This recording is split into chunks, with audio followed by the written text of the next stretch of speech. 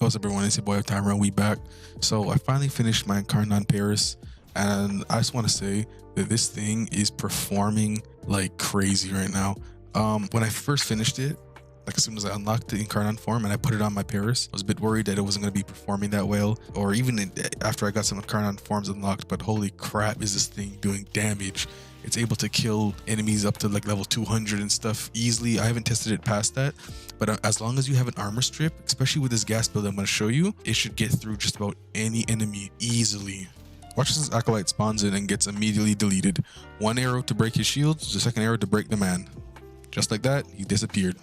Well, with that being said, let's go take a look at the build and see what we're looking at. And here's the mods we're using. So I'm using split flights because the AoE in the Incarnon actually doesn't count as an AoE, so we're allowed to still use split flights to get that easy 400% multi-shot. Galvanized aptitude, we have 250% status chance. Easiest statuses of my life. Vile acceleration, the charge on this bow is pretty bad, to be honest. I'll touch more on this as soon as we get to the evolution parts, and I'll show you why I'm not taking the second evolution that gives you attack speed. Then we're running double toxin mods to shift the favor. A status effect being gas, just almost guaranteed. Then I'm using critical delay and vital sense for crit chance, crit damage. Now in my excellent slot, I have a mod called Visage Ball. You get this mod from Deimos if you talk to Father, and what it does is it restores 300 health for every 3 status effects and plus 90% status chance. So it's just free 90% status chance basically. That's sitting in our excellent slot. Here's a ribbon that I'm using. If you don't have a ribbon, bladed rounds works just fine. The gameplay in the background you'll see is my Ash is invigorated for 200% crit chance to primary weapons. That doesn't really matter because with the augment that I'm running with Ash that gives 150% crit chance when invisible, it would bring me to the same spot as this. So now let's get to some of the evolutions that I've been using for my Paris Prime. Now the first one is just the one that unlocks Incarnon form.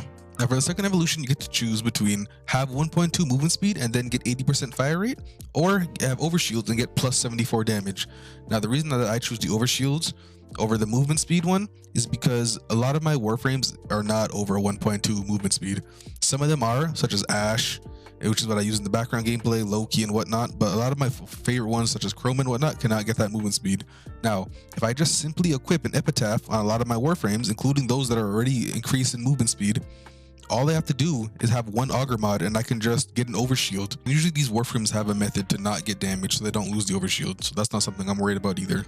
For the third evolution, the only one that here that actually was a damage increase was on punch through hit, gain plus 40% attack speed, so I just took that one. Now for the last evolution, the only 2 good ones are the one that gives a 60% status chance and the one that gives plus 15 flat damage every time you hit someone.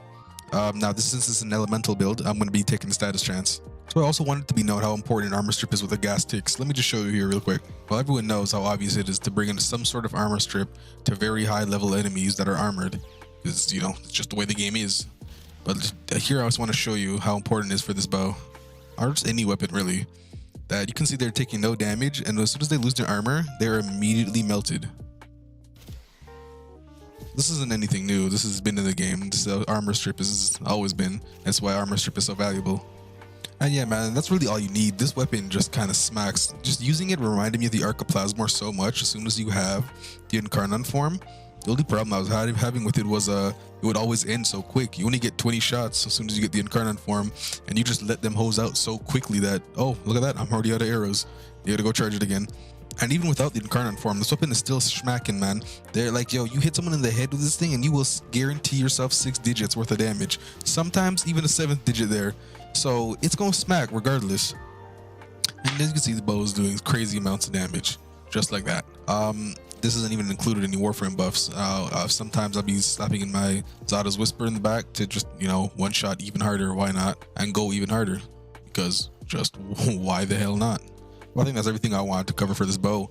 I'm really happy that I did select this bow at first. Of course, obviously I took the Bratton as well. Video of that coming soon. But I'm so happy that I picked this bow. This is my most used weapon on my account, and now that I see how it's performing, it might just stay my most used weapon. Well, with that being said, it's been your boy Tyrone. I hope you liked the video. If you do, leave a like. If you don't. With that being said, peace out.